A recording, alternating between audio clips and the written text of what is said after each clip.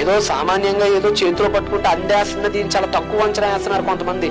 ఏ ఉందిలేండి, పొరుగుని ప్రేమించమని చెప్పిద్ది అందరితో, ఇంతే కదా ఇంకేముంటది, ఇది చాలా ఉంది దీనిలో విషయం. దీన్ని చదివిన వాళ్ళు రాకెట్లు కూడా కనిపెట్టారు. దీన్ని చదివిన వారు గొప్ప గొప్ప ఆవిష్కరణలు చేశారు.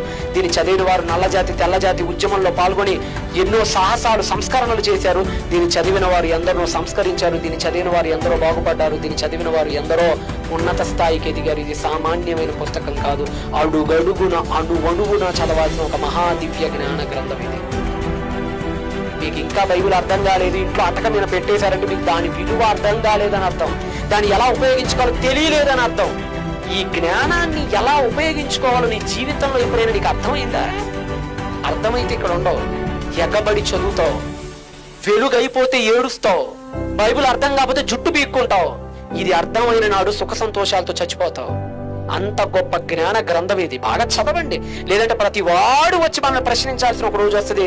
సమాధానాలు లేకపోతే నోట్లో నీళ్ళు నవ్వులుకొని బైబిల్ తప్పని ఒప్పుకుంటే రేపొద్దున మన పరువే కాదు, మన దేవుని పరువు కూడా తీసేస్తాం మనం. ఎందరో బైబిల్ ప్రశ్నిస్తున్న పరిస్థితుల్లో, బైబిల్ ఎందరో తప్పుపడుతున్న పరిస్థితుల్లో, ఓ క్రైస్తవ యోధుడా యోధురాలా, నీ పని ఒకటే, దీన్ని బాగా చదివి ఎవరడిగినా సమాధానం చెప్పటానికి ఎల్లవేళలా సిద్ధంగా ఉండు.